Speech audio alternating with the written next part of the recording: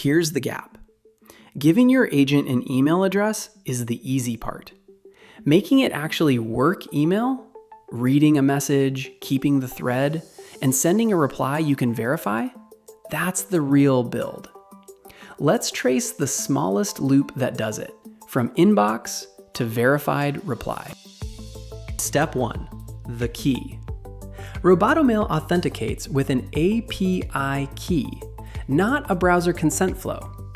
Every request carries a bearer token, and you can scope that key to a single mailbox, so the agent only ever touches its own inbox. Step 2. Find the mailbox. 1GET2/v1/mailboxes returns its ID and full address.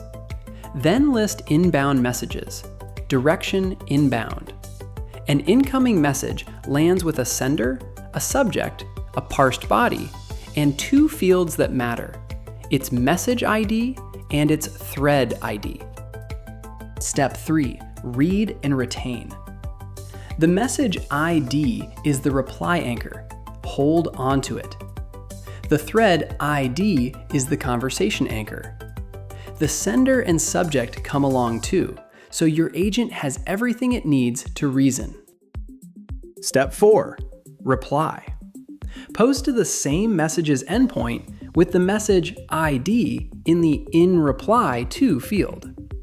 Robotomail matches the inReplyTo header, threads the reply automatically, and returns status sent. Same thread ID. No manual bookkeeping. Step 5. Verify. Open the thread and you see both messages in order. The inbound message, then your outbound reply under one thread ID.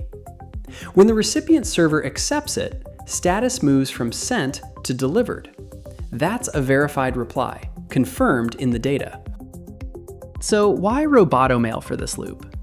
The agent owns the address, the key is scoped, threading is built in, and the reply is verified end to end. That's the loop that matters for an agent that reads and writes email. Start at robotomail.com.